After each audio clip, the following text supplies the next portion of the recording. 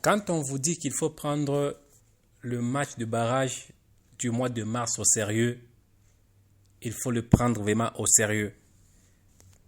Parce que les gens qui nous attendent, ils ne dorment pas, ils ne jouent pas, ils travaillent. Ils veulent aussi aller en Coupe du Monde. Ils ont aussi du répondant. Ils ont aussi des joueurs qui jouent en Europe. Ils ont aussi leurs propres projets qu'ils sont en train de proposer aux autres. Et pendant ce temps, la Jamaïque sait qu'elle est la plus grande favorite de tous les autres qui vont se jouer entre eux. Et la Jamaïque est très sûre de passer au premier tour. Mais la Jamaïque, maintenant, pour l'instant, elle est beaucoup plus concentrée sur l'adversaire le plus difficile à jouer au prochain tour, qui est la République démocratique du Congo. Et la Jamaïque ne dort pas. Parce que le coach de la Jamaïque ne veut pas des surprises. Il veut déjà préparer en amont les potentiels adversaires. Et qu'est-ce qu'il a fait en réalité? Il a cherché l'adversaire le plus difficile de tous ceux qui sont ses potentiels adversaires. Il prépare ses matchs sur base de celui-là. Il s'est dit, les autres ici, on peut le battre facilement. Mais qui sera l'adversaire le plus difficile? C'est la RDC. Alors, il commence à préparer ses matchs sur base de la République démocratique du Congo. Vous pouvez vous imaginer que ce coach a suivi tous les matchs de la RDC. Ce n'est pas moi qui le dis, c'est lui-même qui le dit durant son interview qui date il y a 24 heures. Il a suivi tout le match de la République démocratique du Congo avec les moindres détails. Et il dit 22 joueurs jouent dans des clubs sérieux et sont bons. Pourtant, il y en avait plus de 22.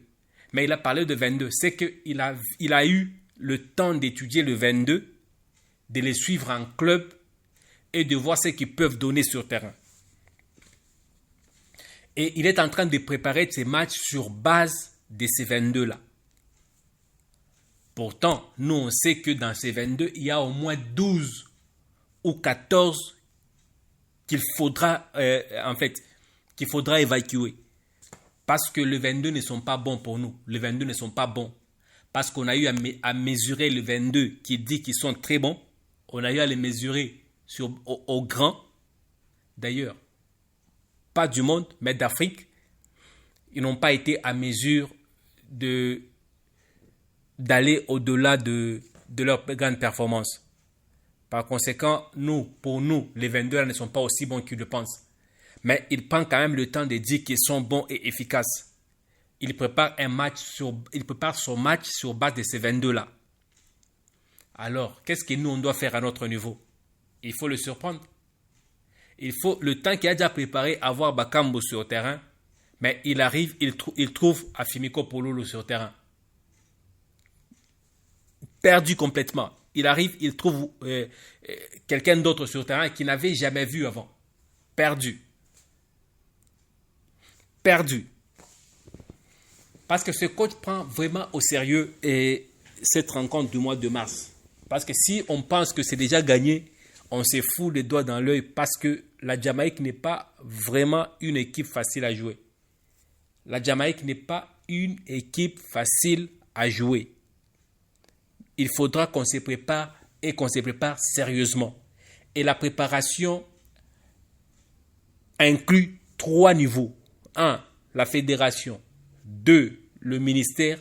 3, le coach. Ou soit le comité directeur de l'équipe. Au niveau du ministère, il faudra disponibiliser tout ce qu'il faut. Au niveau de la fédération, il faudra disponibiliser tout ce qu'il faut et faire en sorte que chacun fasse son travail.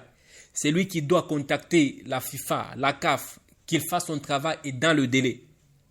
C'est lui qui doit qui doit vraiment valider les déplacements des ambassadeurs, que le ministère leur facilite à avoir les passeports et les déplacements, le moyen de déplacement et autres, qu'il fasse son travail. Si l'administration est bonne et bien faite, je crois que tout sera parfait et parfaitement bien fait. Parce que la réussite de cette confrontation dépendra de notre façon d'organiser les choses. Et nous allons aussi demander à ceux qui doivent aller convaincre les joueurs, parce qu'il y a des gens qui sont payés pour ça, les ambassadeurs de joueurs. Il y a des gens qui sont payés pour ça, alors ils doivent faire leur travail. Allez bien expliquer aux jeunes ce qu'il y a comme projet. Parce qu'il faudra qu'on se dise des vérités. Parmi les jeunes gens qui se trouvent en Europe, il y a ceux qui ont besoin d'argent. Il y a ceux qui ont besoin de la visibilité. Et il y a ceux qui ont besoin de comprendre le projet et de projeter leur carrière. Alors, il faudra comprendre l'interlocuteur en face, qu'est-ce qu'il veut au juste. Est-ce que c'est quelqu'un qui a vraiment besoin d'argent? Et si c'est quelqu'un qui a vraiment besoin d'argent, il faudra venir avec cette proposition. Il faudra juste prendre rendez-vous avec lui, rentrer vers la sélection, exposer la situation clairement au ministère et à la fédération, pour leur dire que l'interlocuteur que nous avons vu, c'est quelqu'un qui a besoin d'argent. Qu'est-ce qu'il faudra faire? S'il faut payer pour ça, on paie pour ça et on achète son talent, on l'amène. On n'a pas vraiment à tergiverser là-dessus. C'est comme ça, c'est comme ça. Devant les interlocuteurs, il y a ceux qui ont besoin de comprendre le projet et ceux-là, il faudra juste de lui présenter le projet que nous avons, de lui présenter les qualités que nous avons, le système de jeu qu'on a et de lui dire quel sera vraiment son apport dans ces jeux-là. C'est ce qu'eux aiment entendre. Ok, on veut aller à la Coupe du Monde, bien sûr. C'est quoi l'équipe que nous avons? Voici l'équipe que nous avons. Nous avons telle. C'est quoi la difficulté que nous avons? La difficulté qu'on a avec cette équipe, c'est à ce niveau ici. Et à ce niveau-là. Mais à ce niveau-là, nous nous en occupons pour travailler. Mais à ce niveau ici, nous pensons que tu es le profil parfait pour ça. Qu'est-ce qu'il faudra? Il faudra maintenant que tu viennes, que tu interviennes dessus. Et il regarde, maintenant, qu'est-ce que moi je gagne en retour? Donc, ce que tu gagnes en retour, c'est que si tu combles le vide et qu'on a une équipe type, on pourra aller plus loin. Par conséquent, ta carrière sera vraiment trop visible et beaucoup plus en lumière avec ce qu'on a comme projet. Ah, ok.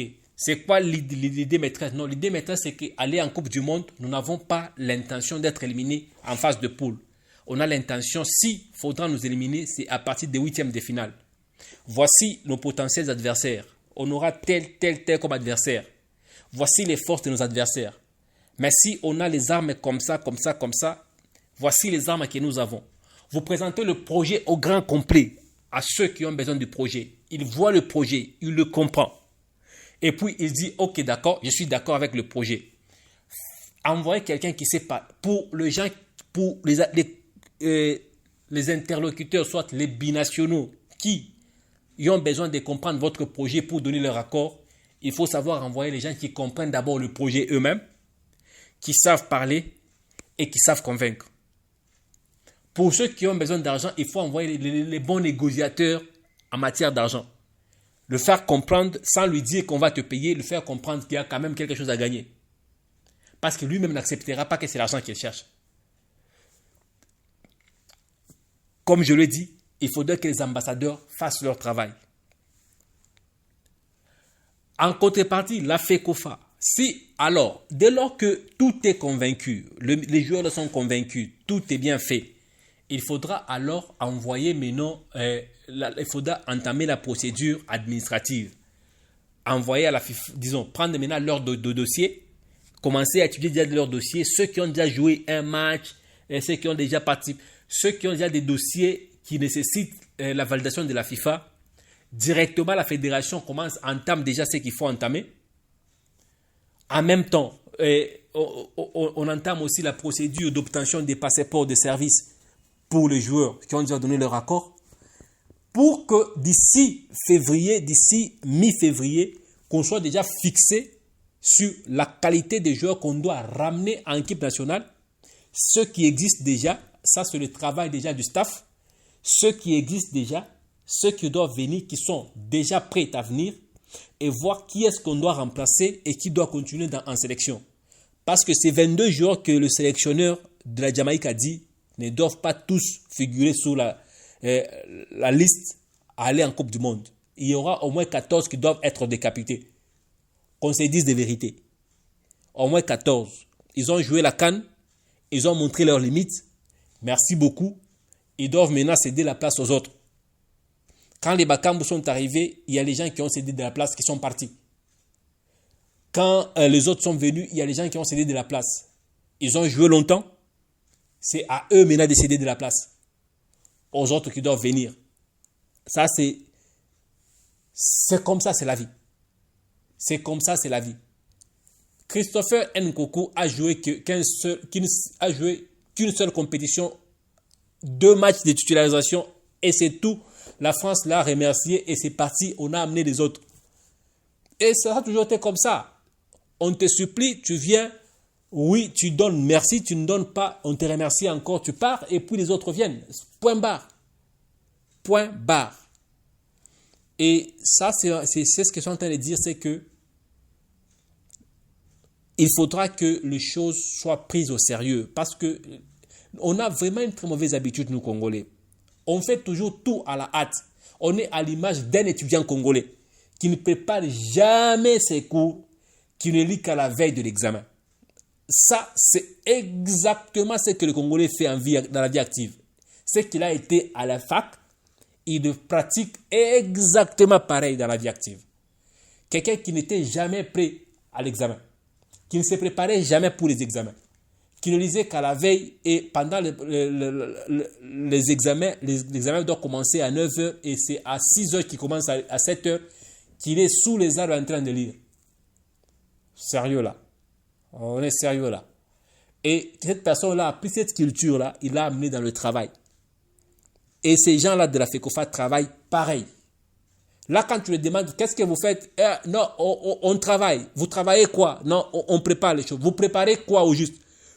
Qu'est-ce que vous allez préparer au juste? Ils ne savent même pas la liste des choses qu'il faut préparer. Ils ne savent même pas les détails des choses qu'il faut préparer. C'est à la veille qu'ils commencent à poser la question au coach. Coach, qu'est-ce qu'il faut au juste? Le coach, quand il vous dit, et vous amenez à la FIFA vous dit donc c'est en retard. On vous répond après le barrage. Oh, sérieux. Prenons les choses au sérieux, chers Congolais. Évitons de faire la gaffe pendant les matchs de barrage. Préparons ces matchs sérieusement et gagnons ces matchs. Allons en Coupe du Monde et vendons l'image du pays.